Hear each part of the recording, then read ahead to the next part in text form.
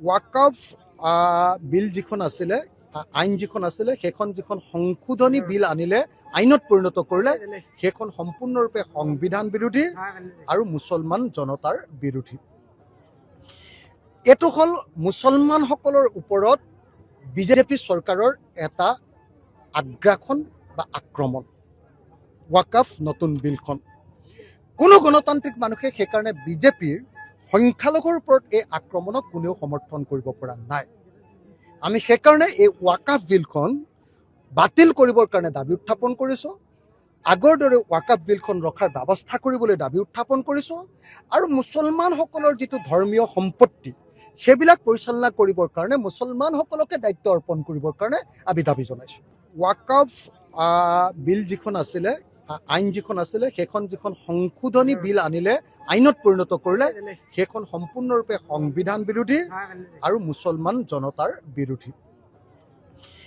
এইটো হ'ল মুছলমানসকলৰ ওপৰত বিজেপি চৰকাৰৰ এটা আগ্ৰাসন বা আক্ৰমণ।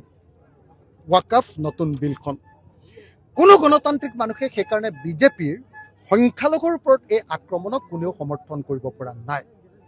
আমি সেইকাৰণে এই ওয়াকফ বিলখন বাতিল কৰিবৰ কাৰণে দাবী উত্থাপন কৰিছোঁ। আগৰ দৰে ওয়াকফ বিলখন ৰখাৰ ব্যৱস্থা কৰিবলৈ দাবী উত্থাপন কৰিছোঁ আৰু মুছলমানসকলৰ যিটো ধৰ্মীয় সম্পত্তি সেইবিলাক পৰিচালনা কৰিবৰ কাৰণে মুছলমানসকলকে দায়িত্ব অৰ্পণ কৰিবৰ কাৰণে আমি দাবী জনাইছোঁ। ওয়াকফ বিল যিখন আছিলে আইন যিখন আছিলে সেইখন যিখন সংশোধনী বিল আনিলে আইনত পৰিণত কৰিলে সেইখন সম্পূৰ্ণৰূপে সংবিধান বিৰোধী আৰু মুছলমান জনতাৰ বিৰোধী।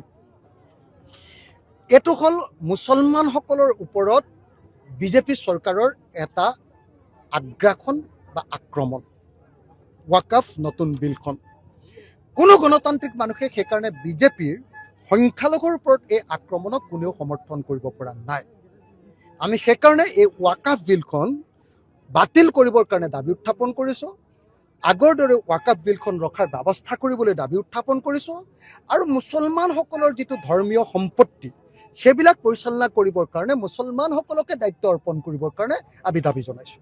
ওয়াকফ বিল যিখন আছিলে আইন যিখন আছিলে সেইখন যিখন সংশোধনী বিল আনিলে আইনত পৰিণত কৰিলে সেইখন সম্পূৰ্ণৰূপে সংবিধান বিৰোধী আৰু মুছলমান জনতাৰ বিৰোধী।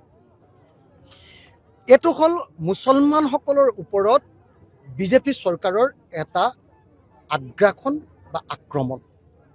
ওয়াকফ নতুন বিলখন কোনো গণতান্ত্ৰিক মানুহে সেইকাৰণে বিজেপিৰ সংখ্যালঘুৰ ওপৰত এই আক্ৰমণক কোনেও সমৰ্থন কৰিব পৰা নাই। আমি সেইকাৰণে এই ওয়াকফ বিলখন বাতিল কৰিবৰ কাৰণে দাবী উত্থাপন কৰিছোঁ। আগৰ দৰে ওয়াকফ বিলখন ৰখাৰ ব্যৱস্থা কৰিবলৈ দাবী উত্থাপন কৰিছোঁ আৰু মুছলমানসকলৰ যিটো ধৰ্মীয় সম্পত্তি সেইবিলাক পৰিচালনা কৰিবৰ কাৰণে মুছলমানসকলকে দায়িত্ব অৰ্পণ কৰিবৰ কাৰণে আমি দাবী জনাইছোঁ।